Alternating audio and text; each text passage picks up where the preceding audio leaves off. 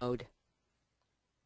Good morning, everyone, and welcome to our webinar today featuring the fourth time that we looked at content for my forthcoming book, The Outstanding Organization. This is the engagement webinar, and as you'll see in a moment here, we did offer 3 other ones prior that you can listen to the recorded webinars on my Vimeo channel if you'd like.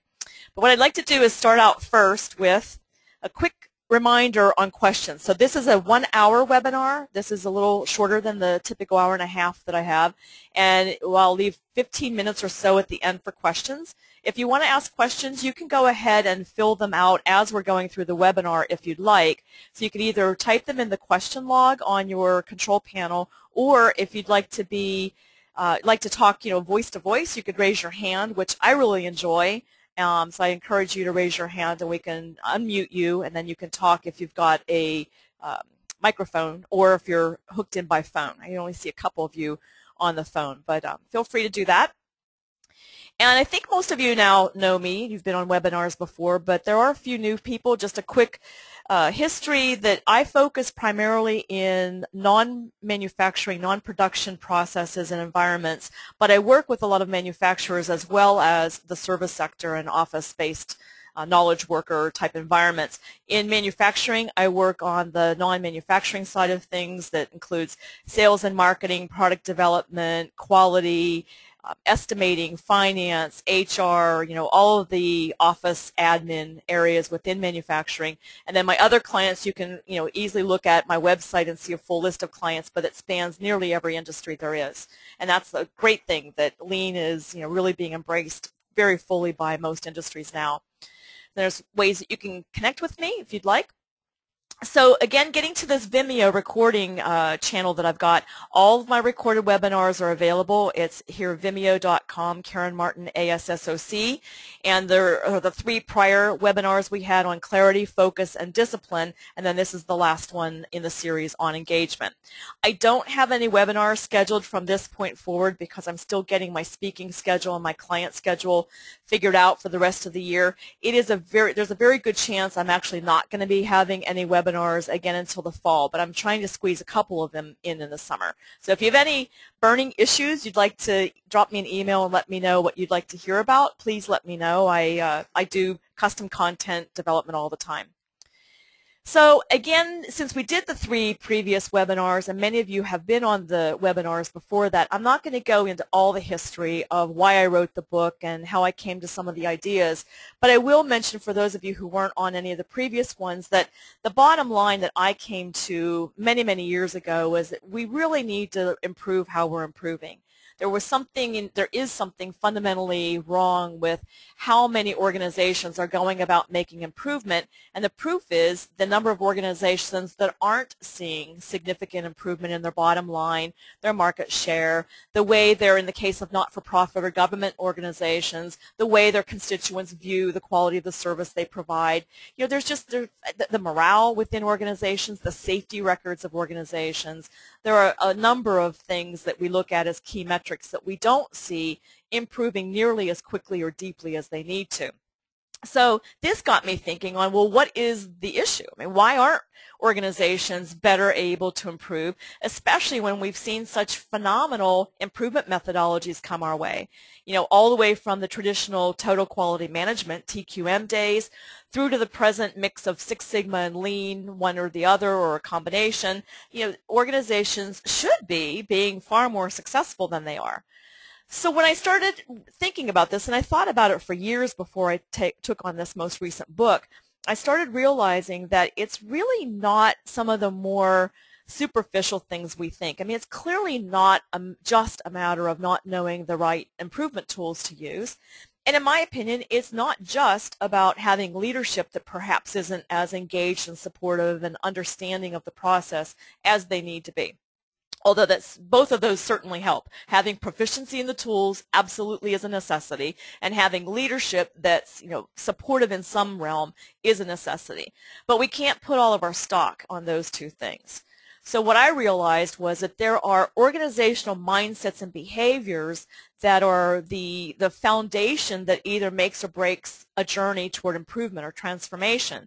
And those mindsets and behaviors are not at all unlike the same mindsets and behaviors that anyone or any entity achieving excellence embraces and embodies. So if you look at the highest performing athletes, highest performing law enforcement professionals, highest performing artists, and the list goes on, if you look at what they do to be successful, it's all the same stuff. And it's all about having impeccable clarity about the goals and objectives and the means to get there, having very, very laser focus on what really matters, and the ability to get rid of the distractions and the things that pull our attention from what really matters. Absolute great discipline. That there's this fanatic discipline in many cases, or obsessive OCD kinds of discipline behavior that you see in excellence in any realm. And then finally, anyone who achieves excellence is deeply, deeply engaged with the process of achieving excellence. And it's, impossible, I would argue, to achieve excellence without that level of engagement. So those were the 4 things that I discovered were missing, foundational conditions for excellence that were missing in many organizations and are tripping them up on applying the various improvement methodologies that they attempt to use. So let's talk about engagement. This is our 4th foundational condition that will build a strong foundation and will enable the core capabilities of excellent organizations to develop and do their magic, as I call it.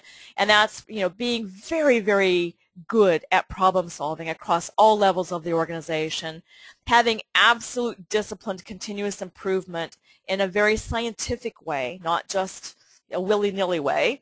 And then also having amazing resilience to the types of stressors, that external stressors that being in business always seems to have to deal with. So that resilience really comes from having a strong foundation and being very, very good at problem solving and continuous improvement. Now, let's talk about engagement. So what is engagement exactly? Well, we're going to talk a little bit about that in this webinar, but I think the thing that I noticed was being missed in the whole operational excellence, the journey that we've all been on, is that while we've known for a long, long time that people are the essence of everything, people are the asset, and people are what really matter, and people, and people talk about people all the time. But what we haven't ever really figured out until rather recently is, what does that mean? Tactically, what do you do to get those people engaged at the levels they need to be engaged at in order to achieve excellence? And I presented this a similar talk last month at the SHRM Talent Management Conference in Washington, D.C. I'm presenting a very similar talk next month in Atlanta at the National Conference. And one of the things that was my message to the HR community, and some organizational development folks were there as well, was that I'm guilty as charged, just like most improvement professionals are. In my early improvement days, I was purely operations focused and really in some ways almost cut HR out of the dialogue, out of the conversation. I mean, didn't invite them to meetings, didn't seek their input and help and support from the get-go. All of these really bad behaviors that I think a lot of organizations do. And one of the first points that made me go, aha, and the light bulb went on, was when I heard Mike Hoseas, who co-authored Toyota Culture with Jeff Liker. I heard Mike Hoseas speaking at a conference in Long Beach 2 years ago, and he said, how many people in the audience are from the HR or OD parts of the organization? And lo and behold, one hand went up in this packed room. And he made a very good point about, what's up with that? I mean, how are you trying to achieve excellence and operational excellence and not bringing your HR staff to conferences like this? Why are you not engaging them at the level that they need to be engaged? So this is when I started diving very deeply into this whole idea about employee engagement and needing to co-opt human resources departments in that whole journey. And you can start today. You can have been on the journey for 5 years in your organization and say today, you know what, stop the presses. We're not going to keep operating this way. Let's go back back, take a few steps back, get HR very, very deeply engaged in our improvement transformation path at whatever level makes sense for your organization. Because you can't have operational excellence without employee engagement, and I would argue you can't achieve employee engagement without deep involvement of your HR departments. So, why is this so important, and how do we know for sure that engagement is so important? It makes intuitive sense, but does it make scientific sense? Well, yes, it does. Gallup has done 9 million different studies, no, not 9 million, many, many studies, and they have found that there's about a 10-to-1 ratio of actively engaged to disengaged employees in world-class organizations. So 10 engaged to 1 disengaged employee, whereas in most average organizations it's 2-to-1. So you only have, 2 engaged employees to the actively disengaged. And the conclusion, while it's not causal necessarily, it is correlative. There is definitely a correlation between world-class performance at an organizational level and the engagement levels of the employees. They did additional surveys that I don't have documented here. You can just Google Gallup and engagement results and business performance to get all the different studies they've done. But one was on return, for-profit organizations on the, excuse me, the profit of the organizations that had actively engaged and high levels of engaged employees was significantly different from those that had disengaged. So it does make intuitive sense, but it also seems to have some science behind it. I'm going to stop for 1 second, and there's a couple of questions about the handout links. So the handout links are always in the confirmation email you get when you register, as well as the reminder email you get the day before the webinars. And there are, some of you that are on the regular basis, you've probably started to notice there's a very clear convention to how I label the slides, or the file names for those. So those of you that are asking for handouts, just if you can find one of those emails, the links are on that. Okay, so, oops, I'm sorry. So here's another thing to think about. This is fascinating to me, that we go through decades and decades of understanding how important something is, and yet we don't see substantive changes in the amount of engagement. So Gallup does a pretty deep survey every year or two, and for a long time now, almost a decade, the results have been flat. They're not seeing levels of engagement go up in organizations. Now we're coming off a recession, and this is a particularly tough time to have engagement levels be high, because most organizations have done things to disengage during recessionary periods. You don't have to, but most organizations choose to do so. So we have an even greater delta between where we are and where we need to be now than we would during flush times. But when you look at the number of books that are produced every year about employee engagement, it just goes to show that there's something that's not quite right about how we're seeking to engage employees when the Gallup and other organizations' polls aren't showing significant difference, significant gains. When I go in an organization, one of the first things I notice is I just look around and I feel. I turn my little radar into the space that I'm in, and I look and I listen and I feel. And by looking, listening, and feeling, you will get a very quick read on the levels of engagement. And so those of you that are full-time improvement professionals, hopefully you have a pretty well honed radar already on this. If you don't, just start doing it. Just start paying close attention when you walk into an organization. I make very quick judgments when I walk in the doors of a brand new client, and they're almost always spot on when I get data to support it. So just pay very close attention when you walk into a department, and you'll start seeing body behavior, body language, and you'll hear conversations. I listen in hallways. I listen in cafeterias. I listen in the bathroom. I'm always listening for signs and symptoms of the level of engagement that exists. So Marcus Buckingham kind of put it in a very kind of harsh way when he said in an interview a few years back, the corporate world is appallingly bad at capitalizing on the strengths of its people. And that's just sad, and it doesn't need to be. We don't need to be appallingly bad at capitalizing. We need to change the way we view people and the way we interface with the people in order to turn that appallingly bad into phenomenally excellent at capitalizing on the strengths of a people. So the bulk of this webinar will talk about how to do that. So first, let's talk about what exactly is engagement, because if we don't agree on what engagement is, we're not going to be able to select the right countermeasure in order to increase the levels of engagement. So there have been a couple of different attempts to define it, because it's not necessarily a clear word that everyone intuits quickly what the meaning means. One of my favorite definitions is from Tony Schwartz and Jim Lower that wrote The Powerful Engagement, and then Tony Schwartz's more recent book, which is also phenomenal, is called Be Excellent at Anything. And what they talked about was that there were a couple of different elements of being engaged. One is physical energizing feelings. So that's a feeling. And being emotionally connected, that's a feeling.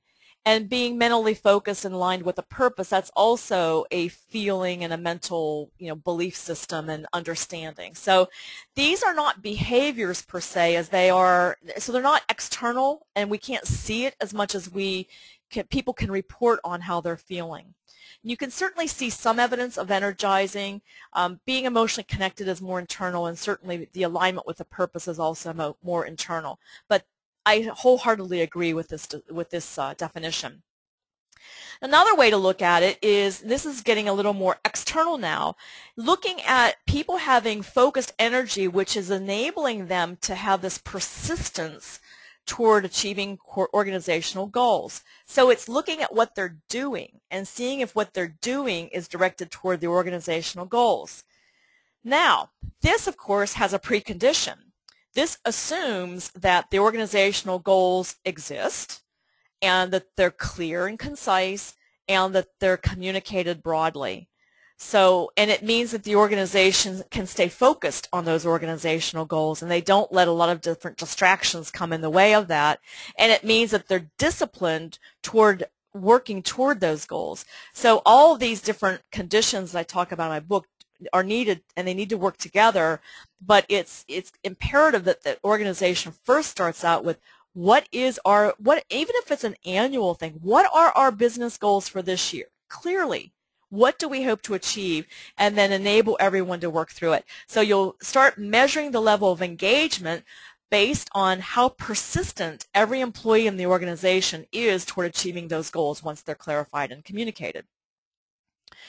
So one of the things I notice when I work with organizations and I speak and people ask questions after the talks and things like that is that the questions I'm asked are sometimes the wrong questions, and you can tell that the spirit of the question isn't where it should be. In other words, I hear a lot of questions about, well, we know engagement's important, so, how do we get our employees to engage? And it's almost as though there's a bit of a finger pointing going toward the employee, and if only the employee would take some sort of ownership toward being engaged, then all would be well. But that to me is very wrong. That's not how engagement happens. It's very much the wrong question of how do we get the employees to engage. The question really needs to be, how do we set the conditions in place so that employees will engage? How do we enable engagement? So in my opinion, every single new hire let me just say this. There might be 1 out of 1,000 employees or 100 employees if it's a poor hiring process that walk in the door and simply want to receive a paycheck. But by and large, it's human nature to want to serve. So when you think you've got an employee on your hands that is just there to collect a paycheck, I would question your thinking, and I would question what the organization and the system that you have there has done to have that employee operate that way and have you feel that that employee is operating that way. Most people do want to serve. Every new hire comes with hope. They have been through something in the past. They've left a job for whatever reason. They may have moved. They may have gotten let go. They may have been frustrated and they left.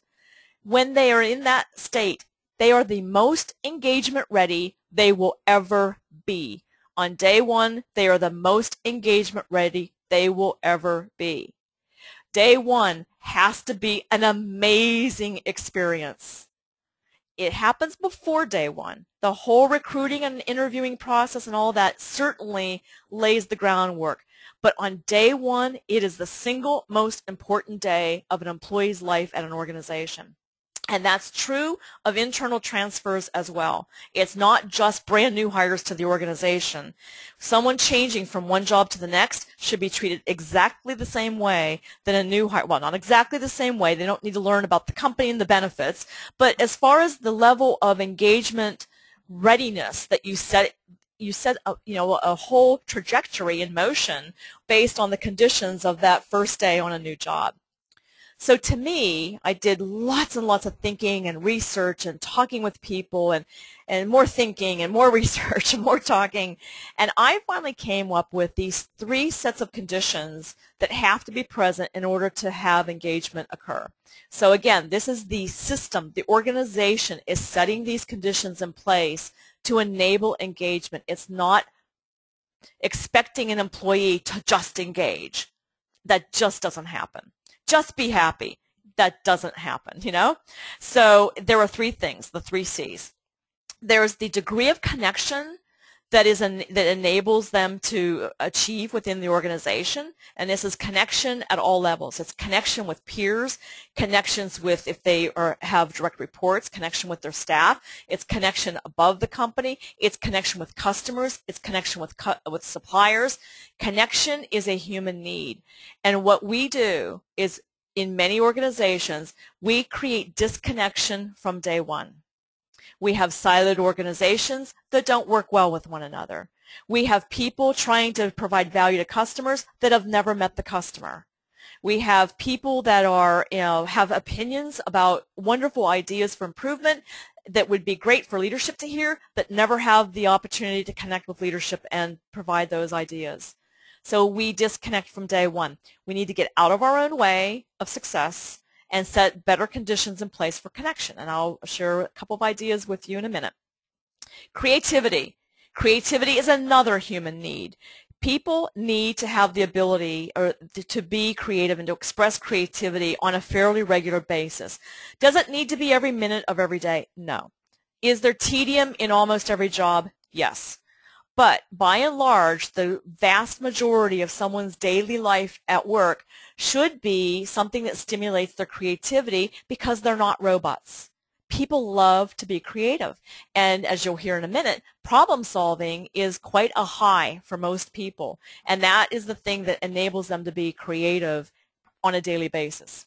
Finally, control. Now this is kind of something that as I've been starting to share my thoughts, and people were pre-reading some of the book and this particular section of the book, it's generating a lot of discussion around, and fear, I might add. I'm seeing a lot of fear come up when I suggest that employees need to have greater control, because people somehow think I'm talking anarchy, and I'm not.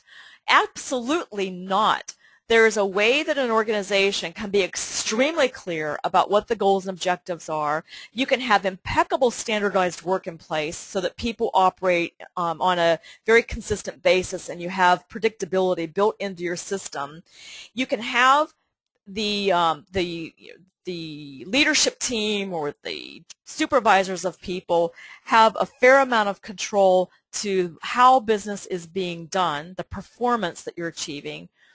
But it's giving up the controls 100% to the people who do the work for determining how, at a tactical level, the work should be done. So I just got off a client call a couple of days ago where, once again, the presumption was that the managers were going to define the process and then basically train the workers on the new process. No, no, no, no, no. Haven't we learned anything in the decades of trying to operate that way? It's called command and control. The people who are the experts are not the managers. The people who are the experts are the people who do the work. So they are the ones within confines, within very clear boundaries. They are the ones that should be determining how work should be done so that it's high quality, it's done quickly, It's done in a way that is value-adding as much as possible to the external customers, etc. So once you give up the need to control everything and give over that control to the front lines, that's when organizations start coming alive. And that's when leaders can stop needing to micromanage, and they can have more time to set strategy and set vision and all the things that leaders complain about not having enough time for because they're in the trenches helping people fight fires in the weeds. The workers, on the other hand, are also given far more ability to be creative. So when they're given control about the work processes that they're actually executing, that's the ability for them to be creative at designing them and connecting with the whole group of people that they're interfacing with. Most processes are highly cross-functional, and you're killing a lot of birds with one stone and enabling engagement to very high levels. So here's an example of a company that is phenomenal at creating those three conditions that lead to high levels of engagement. W.L. Gore, the maker of Gore-Tex fabrics, and they've got other divisions as well, they have really truly one of the most interesting, intriguing cultures I've studied. Toyota is up there with them as well, and there are several other companies like the Container Store, and I could name some others. They're all in my book, that have just phenomenal levels of engagement. This guy, Terry, who was one of the W.L. Gore associates I talked with, said, and we were talking about something completely different from engagement, and just spontaneously he said that he has become a better person, a better husband, and a better friend from working at Gore. And I've got to tell you, in the middle of this phone conversation, when he said that, I teared up. I was like, oh my goodness, doesn't that just make you feel so good that a work environment has an individual actually thinking that they're a better person on the face of the earth because of their work experience in that company? And how many people can say that? Not many. And so that's what got me. I mean, I was actually asking him some technical questions about how Gore's org chart is structured and how they go through problem solving and what their lean journey's been like. And this was just kind of a quick aside that he said, and then I said, oh no, I'm going there. So I dug pretty deep into why it is that he feels that, and it's through those three things, the control, connection, and creativity, that the system that Gore has created enables day in and day out. So I think they're not someone to be studied and copied exactly, but they're definitely an organization worthy of even more study, and they've already been studied quite a bit. So what are those areas that you can start using those three, connection, control, and creativity? How do you enable that kind of an environment? The first thing I'd like to mention in what I consider to be the most common underdeveloped areas is on onboarding. And I've already made a strong statement about onboarding, but I want to get much more specifically into what happens in most onboarding processes and how you can make improvements that will boost engagement from day one. Now, let me just say one more quick thing. Just because you boost engagement on day one doesn't mean you'll be able to sustain it. So there has to be a whole lot more in place than just that day one experience. But you're at least setting the foundation and the groundwork for high levels of engagement. So here's how I like to think about them. Kind of, in memory of Jerry Maguire, the film, you had them at your hired. And again, they're hopeful, they're engagement ready, they want to contribute, they want to serve, and we've got to get out of the way of that and let them do what you want them to do and what they want to do, and all will be happy. So here's how you do it. First of all, on day one, new hires need to have everything they need to be effective. So here's an example of a company I worked with where we were hearing a lot of complaints from the hiring managers saying, the system's just broken. I mean, people come in and they don't have what they need. So we did a survey, and we found out that pre-improvement, 44% of the hiring managers, said that their people came and always or sometimes had everything they needed on day one. 23% of them, so figure this is getting toward a quarter of them, said that the employees rarely or never had everything they need on day one to be effective. So if a quarter of the new hires walking in the door can't even be effective on day one, what kind of a message does that send? It's a pretty bad message. So, just thinking about Toyota for a second and what we've learned about why Toyota is so successful at what they do, one of the pillars is respect for people. And I would argue that it is extremely disrespectful to have a new hire walk in on day one and not have a desk, a phone, an email address, business cards if they're customer facing, the ability to log into the applications they need, an understanding of what their job is, a job description, an org chart, a tour. I mean, it goes on the things that you see missing in many onboarding experiences. So after improvement, the 44, I'm sorry, this keeps on bumping, the 44 dropped down to 23. So now from 44% saying always and always and always, I'm sorry, the 44 went up to 63% after improvement. So do they have a ways to go? Yes. They're doing another round of improvement relatively soon, and they're hoping to get that number even higher. And then are they having good success at dropping down the percent that say rarely or never? Yes. Do they have more to do here? Yes, absolutely. These numbers are still nowhere near what they need to be, but the point is they're making continuous improvement. So think about, actually what I would argue you should do is go find a new hire or 2 or 3 in your organization and interview them. Ask them exactly what their experience was like. And forget the employee surveys. Have a conversation with people and find out what their experience is like. And I'm sure you're going to find some pretty shocking things. So what are the minimum things that I feel like should be in place is, first of all, a desk helps. All the technology they need, logins, access, whatever, an identifier, signage, business cards, etc. So now let me share with you an all too common story. What I hear a lot of the time is that IT doesn't want to give people access and set them up for access until they show up on day one, because what if they don't show up? To which I say, what if they don't? Disable it. What percentage of the people that you hire don't show up? Very, very small. What percentage of the people are you disengaging from day one by having this rule that you put in place for the minority, the vast minority? How much of the majority are you affecting on day one? A lot. Same with business cards. I'll have people that, have service reps that are going to go out in the field on day one, usually kind of ride-alongs with someone who's more seasoned, and they don't have business cards yet to give a customer because, oh, well, we don't want to give them business cards until they're actually physically here. Come on, business cards are so cheap these days. I mean, you can get 1,000 business cards for $40 in 24 hours, and they're really good quality business cards. So for the rare person that doesn't show up, waste the $40 as a benefit for the rest of the people that need to have business cards on day one. So those are the kind of silly decisions and policies that organizations set that make them get in their own way of success. And I say, remove that. Stop the silliness.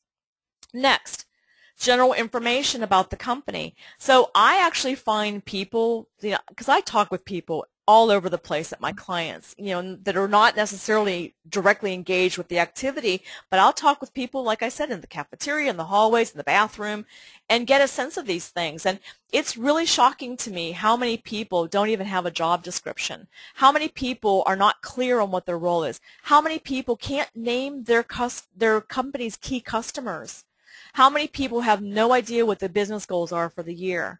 How many people don't know who they should go to in a certain area in order to ask them to send a team member for a cross-functional improvement activity because they have no idea who oversees that area?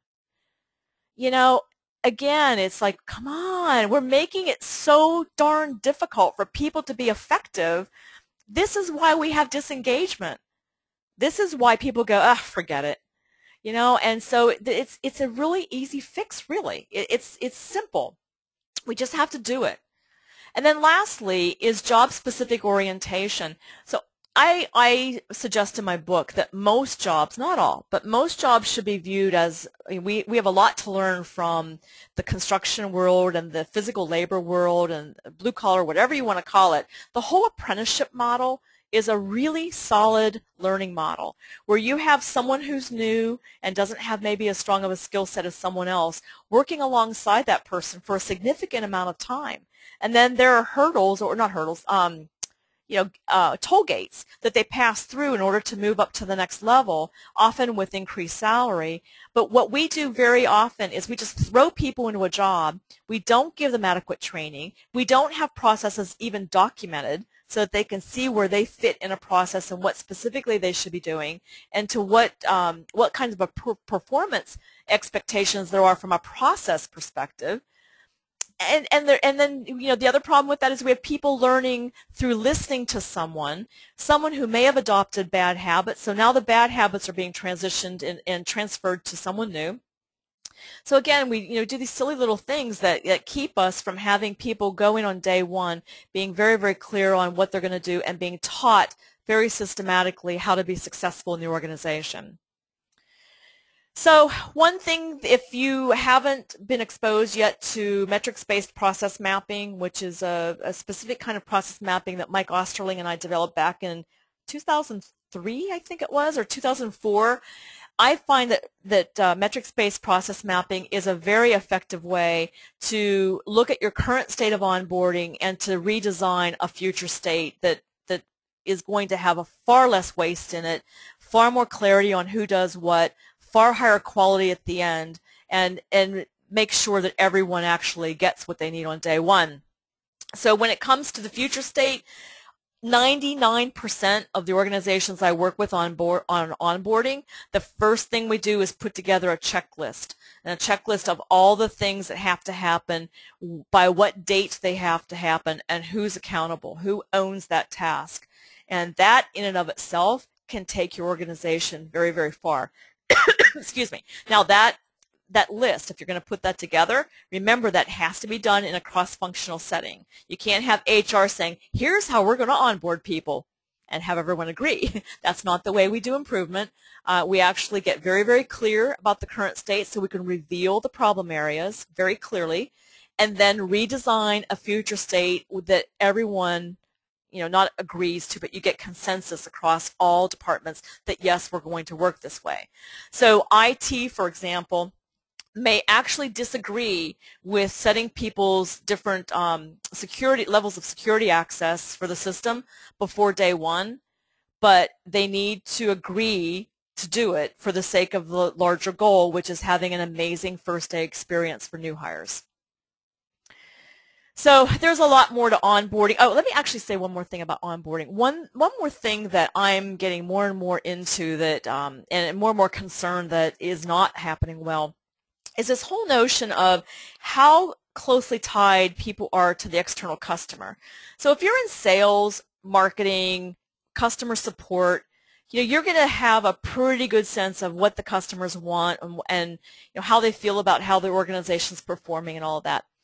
Outside of those areas, most organizations do a very poor job at exposing other workers to the needs of a customer. So I'm a big believer that everyone in the company should go and have an experience where value is actually being added. So in some cases, this is a matter of going on a ride-along with service techs or sales reps, or attending a finalist meeting when you're up to the final stages of a prospective client picking a supplier they're going to work with. I mean, there's many ways to do this. In manufacturing, those of you that are on the line of manufacturing, I do not care where people are physically located in your company. Within the first several months, they need to have a tour of your plant. They need to see where value is being added. They need to see, smell, feel, taste, touch, what value is in your company. And I also would argue that they need to have a bit of customer-facing experience no matter where they are, no matter how low they are in the company. Does that mean a lot of work in organizing all that? Yes, it does. It's a lot of work to enable that kind of experience for everybody that comes in your organization. And I would argue, if you haven't done this before, everybody who's on board, if they haven't had that experience, needs to be put through that experience so that they can get very clear on what value is. So I would go back to the drawing board on exposing everyone to value. I have a couple questions I'm actually going to answer right now. So on metrics-based process mapping, what makes it metrics-based are 3 key metrics, 2 time metrics, and 1 quality metric. So process time is the time it takes to actually perform the task if someone can work uninterrupted. Lead time is the time from the time work is available to be worked on until it's been worked on and passed on to the next step in the process. And percent complete and accurate is the degree to which incoming work is received completely usable as is, and the person receiving it doesn't have to do any sorts of rework. And rework is defined as correcting information, adding missing information that should have been supplied, or clarifying information that could have been clear to begin with. And so this level of analysis helps you look at the current state and see where the waste really lies, and it also sets the performance expectations for the future state. The other thing I'll mention is there's one more question about, hang on one second, let me pull the questions down here. The other question is how do you learn about metrics-based process mapping? I've got 3 Vimeo, actually there's more than 3 on there, but there's a part 1, part 2, and part 3 on Vimeo that you might want to look at. Part 1 is developing a current state using paper and Post-its. Part 2 is a future state using paper and Post-its, and Part 3 is using what you see on your screen right now, which is the Excel tool we've created so that people can document the standard work and use it to train new hires and also measure the process on an ongoing basis. Okay, so next let's move on to the next underdeveloped area. So once you get onboarding fixed, it's time to now, or simultaneous to that, time to focus on truly engaging people on a daily basis. How do we do that? Well, first of all, everyone in the organization, and I mean everyone, needs to have an indoctrination to scientific methodology for problem solving. Whether you use plan, do, study, adjust, plan, do, check, act, or DMAIC, define, measure, improve, analyze, DMA. Hang on, I have to write this down. Define, measure, analyze, improve, and control. So no matter what you're using, everyone needs to understand what that is and how you think through a problem critically using that methodology. I prefer plan, do, study, adjust, and this picture is indicating that it's not just one cycle, that you can have a macro plan, do, study, adjust cycle, and then within it there's a micro. So the doing phase of a macro improvement cycle will also have a little mini full cycle of planning, doing, studying, and adjusting as you're designing and implementing change. And then what else I mentioned in my book that I've gotten really into, and I'm finding people respond very, very well to understanding more clearly what plan means, is that we need to get away from this this belief that you see a problem, you know what the solution is, you put it in place, and boom, we're done, we move on. So what improvement really is developing a hypothesis about what you think will make an improvement based on getting absolute clarity about the current state. And then when you're doing, rather than having something set in stone, you are conducting an experiment to see if your hypothesis is proved or disproved. If it's disproved, you don't go ahead and implement. You make adjustments. You may need to throw your quote solution completely out and start with another idea and check that out. But it's getting away from this idea that everything's set in stone and nothing should change, and having a much more authentic and deep thinking approach to making improvement. The next thing would be measuring the results after you've conducted your experiment, and then finally refining what has to happen in order to standardize it across the organization or the department and stabilizing the process so that you can then begin another round of planning, doing, studying, and adjusting. So everyone in the organization needs to not only be exposed to this, but start living it as soon as they're exposed to it. And by living it, I mean day in and day out, people are coaching and helping people work through problems, from the teeny tiny ones at the front lines that you can do without engaging a lot of people, all the way to the big, complex, pesky problems that are plaguing the organization at a big performance level, like market share issues and delivery issues and margin issues and big, big, big things, and everything in between. So one of the ways to do that is to look at the way you're going about making improvement and using more of the A3 management methodology for those peskier problems, and getting, a cross-functional team together with one problem owner who leads that team that takes a problem all the way through resolution. And again, engagement is about being physically present, energized, using your creative potential, and feeling like you're contributing to the organization and ultimately to customers. So problem solving is the way to do that. And that's the way that I believe we can get far greater engagement of an organization and all of its people. Now, what this means is we've got this need that most organizations don't have well developed yet. So this is the focus I would actually posit that most of you need to be looking at now. It's developing very, very effective coaches and mentors to lead the problem-solving process. So I see all too often organizations using A3 as a structure to how they're solving problems, but there's no coaching. So there's not someone actually working with the problem owner and or the full team and helping them get better at critically thinking. So in other words, people, when they get the background section done on their A3, someone needs to challenge them if in fact it's not, a very clear background and they haven't maybe highlighted the most relevant data that exists and things like that, to help people get better and better and better at solving problems. And then the other thing is that, root cause analysis, like I worked with a team on Tuesday night at the UCSD class I teach, and they had done a fishbone diagram because they had learned the tool and it was a good tool and they liked it, but it wasn't by any means taking them all the way to the true root cause. It got them further toward understanding true root cause, but remember, cause and effect diagrams are brainstorming tools. They're not the thing that says, yes, this is or these are the true root causes. So, teams have to learn how to do that, and it takes someone coaching a problem owner or a team in order for them to build those capabilities. I'm going to stop and take one more question because I think it's really relevant. The reason why I use, this is for Carlos, the reason why I use plan, do, study, and adjust now instead of plan, do, check, act is that in the course of writing my book, I learned that Deming actually was not the person who developed PDCA, and Shewart was not the person who developed PDSA, as I was taught.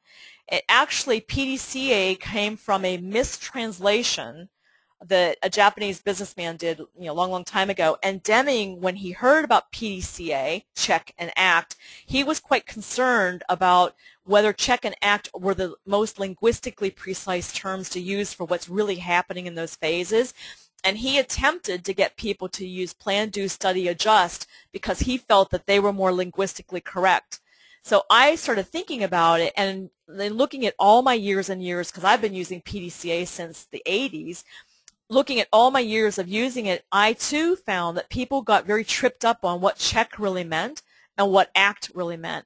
And I found that once I shifted to study, adjust, it became much more clear what are the actual activities within those two phases.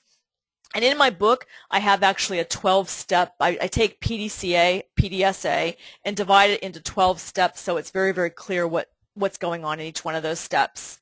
So yes, it is in place of ACT, but it's not mine. Okay, so another thing that I think companies, organizations are confused about is Kaizen events. So Kaizen events are overused, and that's not good. But done well and done strategically, Kaizen events become the single most important engagement activity I've ever seen. If cross-functional teams are given the latitude within confines and very clear structure to create the best way to operate, they will do amazing things at solving problems and creating the best way that they can work.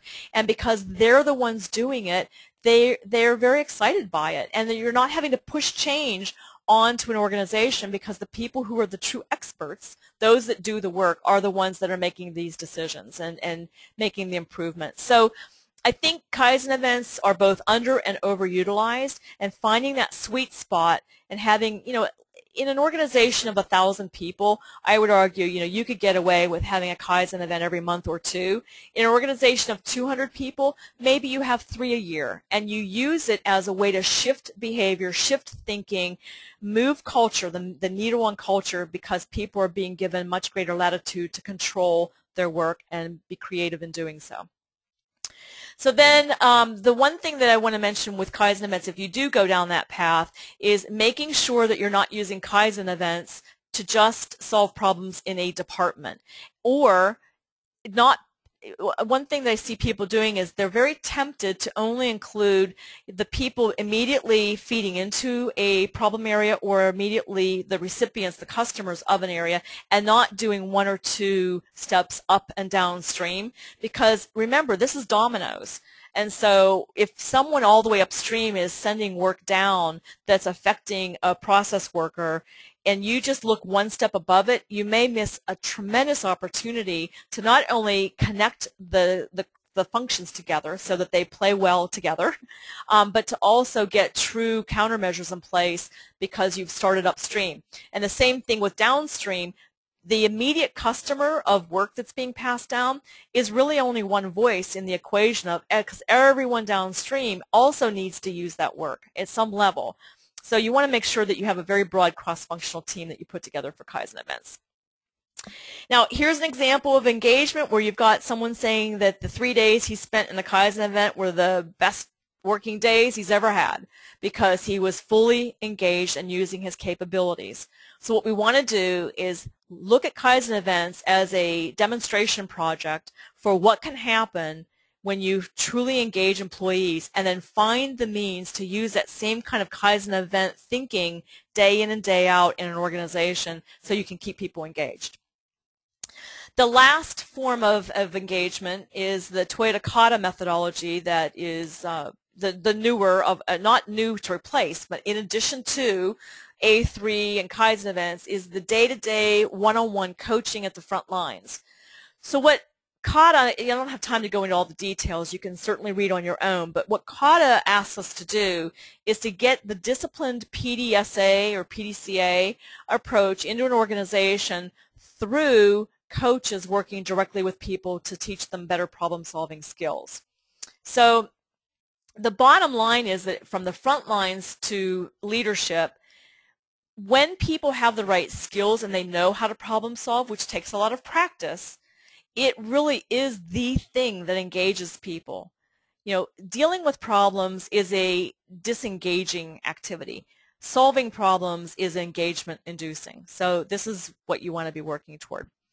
Last thing I'll mention is that most organizations are extremely impatient at what it takes to build a skill set, any kind of skill set. So solving problems is no different from learning how to play the piano or golf or anything else. It takes a lot of practice. In the words of Anders Ericsson, 10,000 hours, which is about 10 years to become a master in anything. And if you look at the star performers in any endeavor, almost all of them didn't reach that until they were 10 years on their journey of very significant and disciplined practice, very deliberate practice. So when you look in your organization, I'm not suggesting that someone needs to have mastery technically before they can begin coaching, because in reality, teaching and coaching actually helps you build stronger skills, because when you're teaching someone, it reveals the gaps in your own knowledge.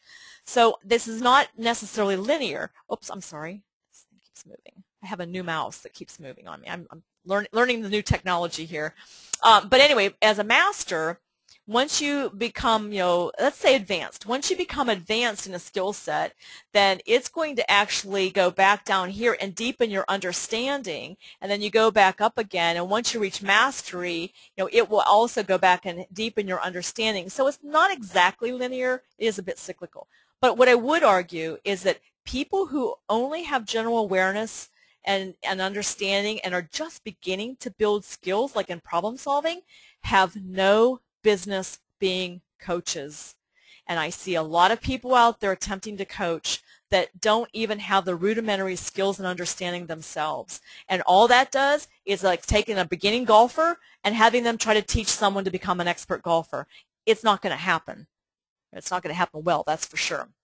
So make sure you're building skill sets progressively so that you can have people serve in the right capacity. And the final thing I'll say is the middle managers are the ones that I'd be focusing my attention on. I would be getting middle managers to start rethinking their role as a process manager more so than a people manager. And getting them highly skilled in problem solving is the first place to start. And then getting key performance indicators in place and helping them learn how to use key performance indicators and watching processes to drive ongoing improvement. I think middle managers are our hope.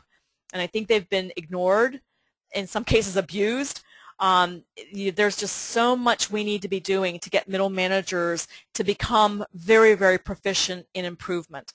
So those of you that are dedicated improvement professionals, I think that one of the first things you need to do is find the core group of middle managers and teach them very, very, very strong capability or skills around problem solving. And then I also think going through these last bullet points is that you really have to make sure that the organization, and I actually stop people and correct them if I hear them saying anything that indicates that people are a problem, I will quickly correct them and say, actually, that's not what the evidence shows. The evidence shows that systems and processes are the problem, and when you correct those or you get well-functioning systems and processes in place, the people problems melt away. There's that rare person that really is disruptive in the organization and you need to get rid of them, but it's rare. The rest of the things that you think are problems, the interpersonal tension, the interdepartmental tension, that's all wrapped up in systems and process design. So getting that level of proficiency in the organization will not only solve a lot of the apparent people problems, but it also will raise your levels of engagement to levels that you've never seen in your organization. But it doesn't happen quickly and it doesn't happen easily. There's a lot of work that has to be done to do it.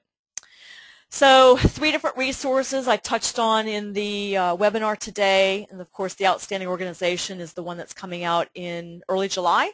I think it's going to start shipping from Amazon in very late June. For those of you who have pre-ordered, it is available for pre-order now. And if you'd like to contact me, lots of different ways you can contact me, so please feel free to connect in any way that you feel comfortable. And we have time for a few questions. So I will hold my, I just want to make sure that I have gone through all the questions.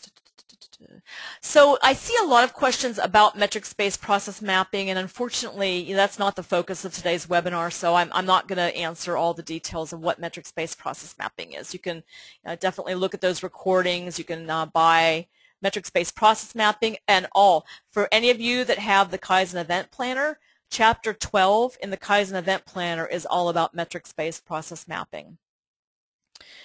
So any questions you have? Any questions coming in? So if you could do me a favor, raise your hand if you're typing a question so I know that I should hold on and not end the webinar. Okay, all right, I see hands going up. I will wait.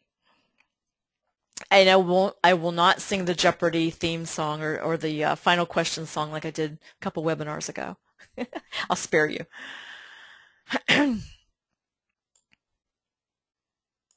So I guess while I'm getting that question, I'll mention that I'm going to be doing a one-day workshop up in Winnipeg, Manitoba, Canada on June the 4th. June 4th, there's a really good lean conference going on up there that the CME organization is sponsoring, the Canadian Manufacturers and Exporters, and I'm giving a full-day workshop on lean office, white-collar Kaizen, but it's going to be focused on applying lean in the office and service sector.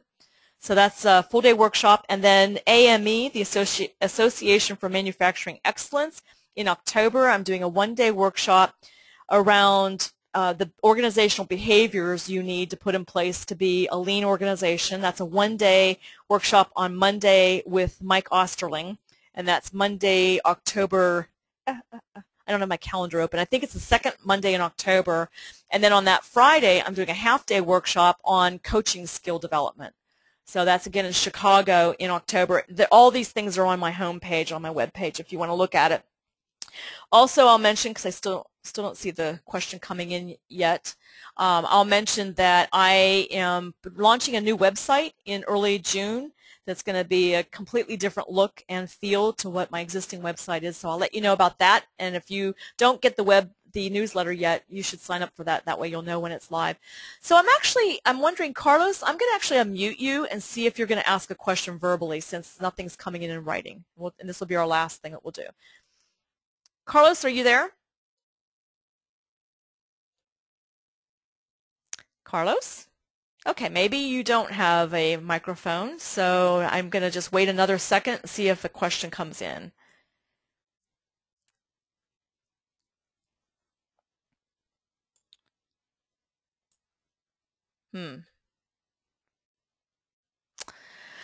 So I don't see a question coming in from Carlos. I'm going to put your hand back down, Carlos. And then Carla, I see something coming in from you with just the word yes on it. So I'm not sure what that means. So I'm going to go ahead and end the webinar. And Carlos, I see your question. I can talk for just 5 minutes. So if you want to give me a call as soon as we end the webinar, I only have 5 minutes before my next meeting. So give me a quick call. All right, thank you so much, everyone. Stay tuned for more webinars. Please let me know if there are any specific topics you're interested in. And if we don't have webinars for the next month or two, I'll be back. I promise. Just have some patience as I get through the book launch and a pretty heavy client load right now. Thanks so much. Have a great day. Bye-bye.